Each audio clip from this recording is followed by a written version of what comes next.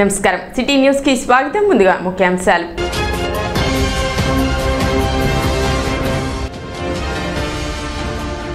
నషాముక్త భారత్ అభియాన్లో భాగంగా 3 టౌన్ పోలీసుల ఆధ్వర్యంలో యాంటీ డ్రగ్స్ ర్యాలీ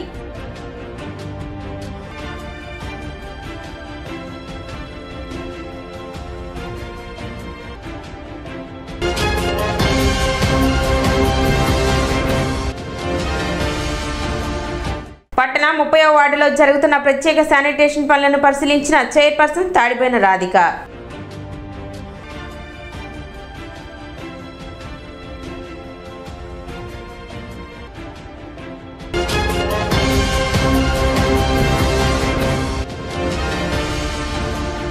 వాహనదారులు తప్పనిసరిగా ట్రాఫిక్ నిబంధనలు పాటించాలి బ్రేక్ ఇన్స్పెక్టర్ రాఘవరావు విజ్ఞప్తి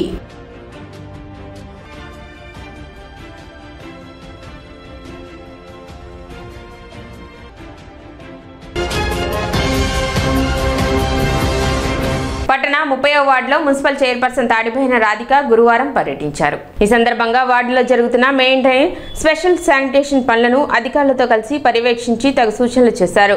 కార్యక్రమంలో 30వ ward councillor Komarabattuni Jaipal, municipal incharge commissioner V Mahalakshmipathi, town planning అధికారి సాంబశివరావు, శానిటరీ ఇన్స్పెక్టర్ లక్ష్మీనారాయణ, సచివాలయ సిబ్బంది పాల్గొన్నారు.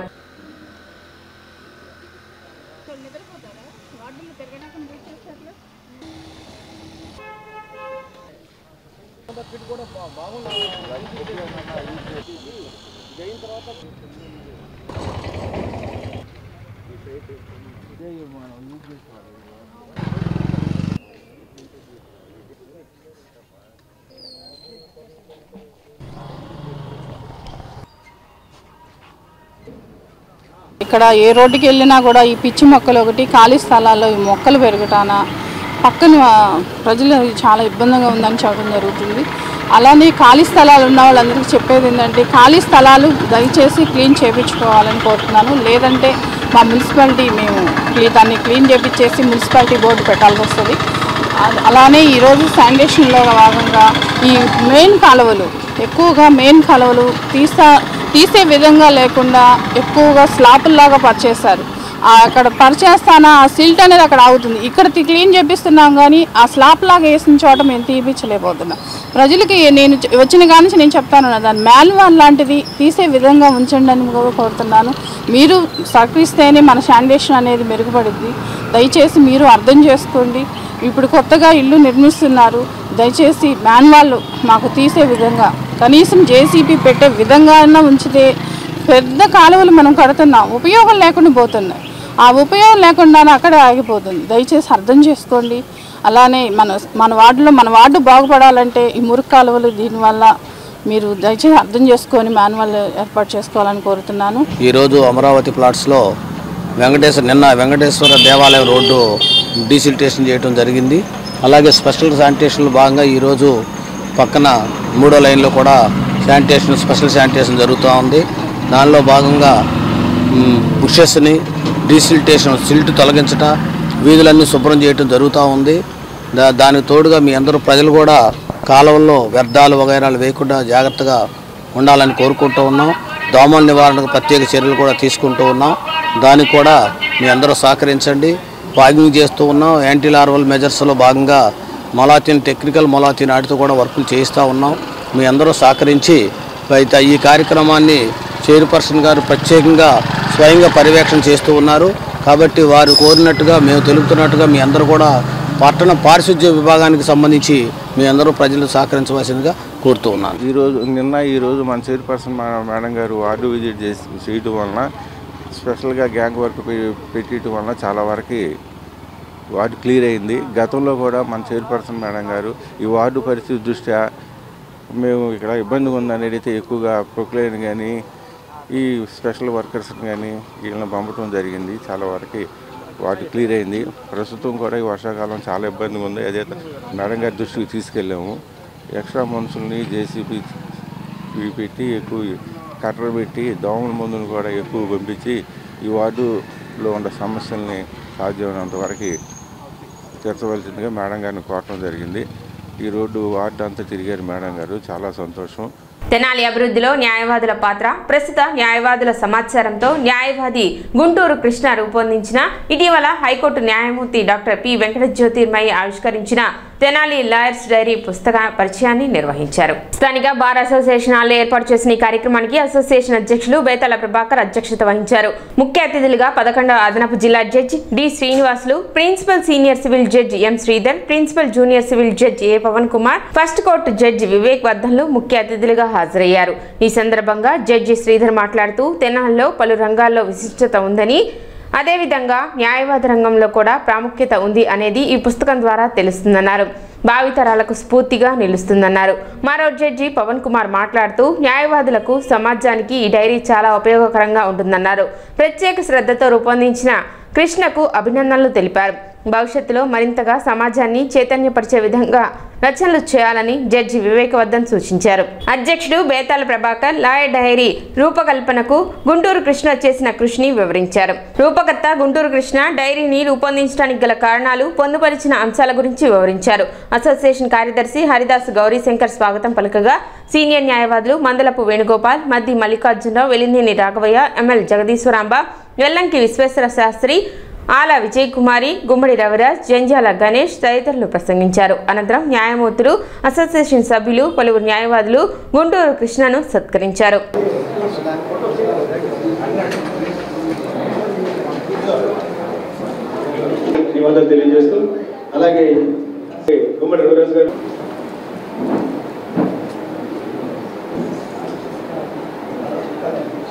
ఈ రెండు జిల్లాల పేర్లు ఆయన పేరులోనే పెట్టుకున్న గుంటూరు కృష్ణ గారు ఇది మూడోసారి ఒక పుస్తకానికి సంకల్పించడము, తయారు చేయడము, ఆవిష్కరించడము, ఈ మూడు కూడా వినడానికే చాలా చక్కగా ఉంది.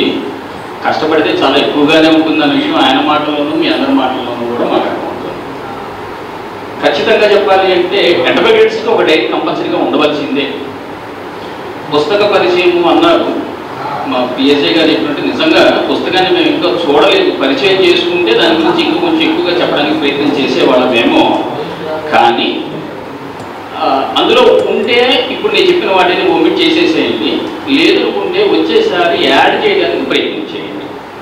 అడ్వకేట్స్కి ముఖ్యంగా మీరు చెప్పినటువంటి సమాచారాన్ని దృష్టిలో పెట్టుకుంటే 140 మంది దాకా జూనియర్ అడ్వకేట్లు ఎవరు ఎన్రోల్ అయ్యారు అని మీరు చెప్పగా నేను రిసీవ్ చేసుకున్నాను.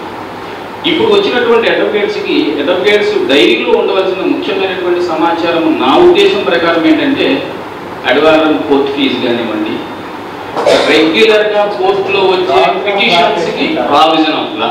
మంచి సమయంలో వేశారండి కృష్ణ గారు, మీకు మా కృతజ్ఞతలు. నెక్స్ట్ అన్ని విధాలుగా ఉపయోగపడుతుంది. నెక్స్ట్ ఏంటంటే ఇంతమంది సీనియర్స్ వచ్చారంటే అప్పుడు సక్సెస్ అయిపోయినట్టు అనిపించింది నాకు ఈ ప్రోగ్రాంలో. మోడల్ నాకేంటంటే మేము లైబ్రరీ దగ్గర మ్యాథమెటిక్స్లో వర్క్ చేశాము యూనివర్సిటీ ఉండేటప్పుడు. దాన్ని తయారు చేయమంటే అంత కష్టం నాకు తెలుసు. మోర్ పర్టికులర్ ఫండ్స్ అంటే చాలా దగ్గర ఒక్కొక్కరికి 5 సార్లు తిరిగితే కానీ అవి డబ్బులు వస్తాయి. ఇలా చేతకు ఎంత బాగా శ్రమించి ఇంక మేము డైరీ చూడలేదు దాని గురించి ఏం చెప్పలేదు. బట్ ఎనీహో చాలా శ్రమ తీసుకున్నారు. అదే కాకుండా ఒకసారి కాకుండా 4th టైం కరెక్ట్ టైం 8 మంది చాలా గ్రేట్ అండి. ఈ సందర్భంగా అతనికి అభినందనలు తెలియజేస్తున్నాం. భవిష్యత్తులో కూడా మరికొన్ని కొత్తగా ఇన్నోవేటివ్గా ఆలోచించాలి. ఎలా అంటే ఒక రకమైన ఇన్నోవేషన్ అనమాట. చూస్తుంటారు బయట కూడా చాలా మంది కళాకారులు ఉన్నారు. కళ్ళలో అయితేనే, వృత్తిలో అయితేనే డిఫరెంట్ పర్సన్స్. అసలు మ్యాక్సిమం ఏదైనా వృత్తికి కళకు సంబంధించిన వ్యవహారం ఇప్పుడు కూడా క్షణాల నుండి ఎక్స్పోర్ట్ అవుతుందని నేను విన్నాను. ఈవెన్ గోల్డ్ అయినా, సిల్వర్ ఆర్నమెంట్స్ అయినా ఏమైనా సరే. అలా మా ఎదురుగా సినీ యాక్టర్స్, సినీ హీరోయిన్స్ అందరూ ఇల్లు ఉండేవని చెప్పుకున్నారు. మా బ్రహ్మనాయుడు గారు ఉంటే అన్ని డీటెయిల్స్ ఇప్పించేవాళ్ళు. అది కాంతమాల గారికి, చారి గారు, కృష్ణ గారు, కృష్ణ గారు ఇక్కడ చదువుకున్నారు. చివరి గారి సాంబారు సముచంద్ర గారు ఇలా చెప్పేవాళ్ళు. ఒక కలర్ ఒక డిఫరెంట్ ఫార్మేట్లో తీయాలని చెప్పేసి నేను ప్లాన్ చేసుకున్నాను. ప్లాన్ చేసుకుంటే చాలా కాస్ట్తో కూడింది. అంత multi colour, photo, address, phone number. అంటే డైరీ అనగానే పేరు, ఫోన్ నెంబరే ఉండేది. అది వరకు ఫోటో మనమే చేశాం. ఆ సమయంలో నేను పెద్దలతో మాట్లాడాను. చేయబోయి మంచిది అని చెప్పేసి అన్నారు. సరే దీనికి నిధులు ఎలా సమకూరుస్తాయంటే నాకున్న పరిచయాలతో నేను మార్కెట్లోకి యాడ్స్ తీసుకున్నాను. యాడ్స్ తీసుకుని ఫస్ట్ 2011లో బుక్ చేసాం. చాలా బాగా వచ్చింది. అది చాలా బాగా అసోసియేషన్కి ప్రేరణ అయింది. ఒక పక్కన చరిత్ర, ఒక పక్కన ఫోన్ నెంబర్స్. అంటే అది మినిమం ఒక 5-6 సంవత్సరాలు మనం బుక్ చేసేదాకా లైవ్లోనే ఉంటుంది. ఇది మనకి చెప్పి ఇలా జరుగుతున్న క్రమంలో ఆ రోజు 2011లో మా న్యాయమూర్తులలోనే ఆవిష్కరణ చేయడం జరిగింది. వాళ్ళు కూడా చూసి చాలా అప్రిషియేట్ చేశారు. చాలా ఉపయోగకరంగా కూడా ఉందని చెప్పేసి ఆ రోజు చెప్పడం జరిగింది. అదేవిధంగా 2018లో దాన్ని అప్డేట్ చేస్తా high court chief justice TV Radhakrishna గారి చేతుల మీదుగా ఆవిష్కరణ చేశాం. దాని పుస్తక పరిచయ కార్యక్రమం మళ్ళీ ఆ నాడు ఉన్నటువంటి న్యాయమూర్తులతో పెట్టడం జరిగింది. చాలా రోజుల తర్వాత 2018లో వేసాం సార్. ఈ మధ్యకాలంలో కరోనా కాలంలో చాలామంది చనిపోయారు, చాలామంది ఆఫీస్ అడ్రస్లు మారి రకరకాలుగా చాలామంది దూరం అయిపోయారు ప్రొఫెషన్కి. దీన్ని దృష్టిలో పెట్టుకొని చాలామంది కొత్తగా వచ్చారు. 2019 నుంచి 2024 వరకు తెనాలి బారులో 140 మంది కొత్త వాళ్ళు వచ్చారు. బారు చరిత్రలో ఇంతవరకు ఎప్పుడూ జరగలేదండి. 2019 నుంచి 2024 వరకు చాలా కొత్త జనరేషన్ వచ్చింది. వాళ్ళు ఈ ఆఫీసుల్లో బుక్ చూడటం లేదా పోలీస్ స్టేషన్కి వెళ్తే బుక్ చూడటం చాలా బాగుంది. మా ఎప్పుడు వేస్తారని చెప్పేసి అడగడం, అడ్రస్ మాట్లాడడం కూడా అడగడం. ఇట్లా అడుగుతున్న క్రమంలో నేను కూడా గత ప్రభుత్వంలో లీగల్ అడ్వైజర్గా పనిచేశాను. అది అయిపోయిన తర్వాత బుక్ ప్లాన్ చేశాను. బుక్ ప్లాన్ చేసి మార్కెట్కి వెళ్ళగానే చాలా సపోర్ట్ దొరికింది. ఆ బుక్ని కంప్లీట్ చేసి జ్యోతిర్మయ్య గారి చేతుల మీదుగా ఆవిష్కరణ చేయడం జరిగింది. చెడు వ్యసనాలు, మాదక ద్రవ్యాల కారణంగా యువతరంలో మాదక ద్రవ్య వ్యసనం ఆందోళనకరంగా మారుతుందని 3వ పట్టణ సీఐ రమేష్ బాబు అన్నారు. జిల్లా ఎస్పీ ఎస్ సతీష్ కుమార్ సూచనల మేరకు గురువారం స్థానిక ఉమేష్ చంద్ర విగ్రహం నుండి చెంచిపేట బ్రిడ్జి వరకు నో డ్రగ్స్ అంటూ యాంటీ డ్రగ్స్ ర్యాలీ నిర్వహించారు. నషాముక్త్ భారత్ అభియాన్ లో భాగంగా గత 25 రోజులుగా నిర్వహిస్తున్న యాంటీ డ్రగ్స్ ర్యాలీలో పెద్ద ఎత్తున జేఎంజే కళాశాల విద్యార్థులు పాల్గొని మానవహారం ఏర్పాటు చేశారు. సీఐ రమేష్ బాబు మాట్లాడుతూ నిషేధిత మాదక ద్రవ్యాల వినియోగం యువత భవిష్యత్తును నాశనం చేస్తుందని పేర్కొన్నారు. మాదక ద్రవ్యాలకు దూరంగా ఉండాలన్నారు. డ్రగ్స్ ఉపయోగించిన ఆ వ్యక్తికే కాకుండా కుటుంబంలో, సమాజంపై తీవ్రమైన పరిణామాలు ఎదుర్కోవాల్సి వస్తుందని అన్నారు. డ్రగ్స్ రవాణా, నిషేధిత ఉత్ప్రేరకాలు కారణంగా విద్యార్థులకు కలిగే దుష్ప్రభావాలను విద్యార్థులకు వివరించారు. కార్యక్రమంలో ఎస్ఐ ఎన్ ప్రకాష్ రావు, కానిస్టేబుల్ మురళి, జేఎంజే కళాశాల సిబ్బంది తదితరులు పాల్గొన్నారు.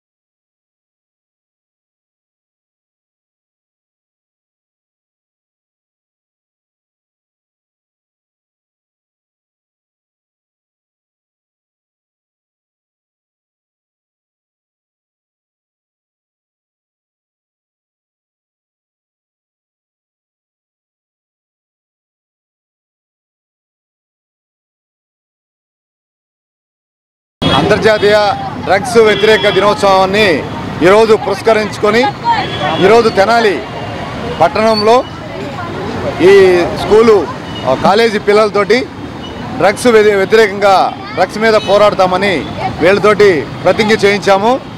ముఖ్యంగా గంజాయి కానీ కొకైను, హెరాయిన్ అటువంటి మాదక ద్రవ్యాలు వాడడం వల్ల యువత యొక్క జీవితాన్ని దుర్భరం చేసుకుంటా ఉన్నారు. వాళ్ళ యొక్క అలవాట్లని ఒకవేళ ఉన్నా కూడా అవి ఆపాలని, అలానే ఇంక నుండి డ్రగ్స్ అనేది వాడకుండా ఉండే విధంగా ప్రతి ఒక్కరితోటి ఈ ప్రతిజ్ఞ చేయిస్తూ ఉన్నాము. ముఖ్యంగా ఏంటంటే ఇవి వాడడం వల్ల వాటి యొక్క పర్యవసానము కుటుంబం మీద, అలానే ఆ వ్యక్తుల మీద, సమాజం మీద పడుతుంది.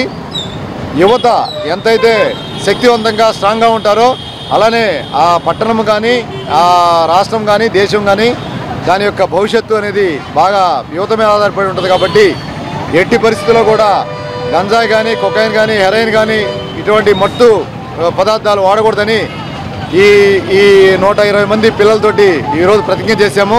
ఇప్పుడు చిన్న విరామం.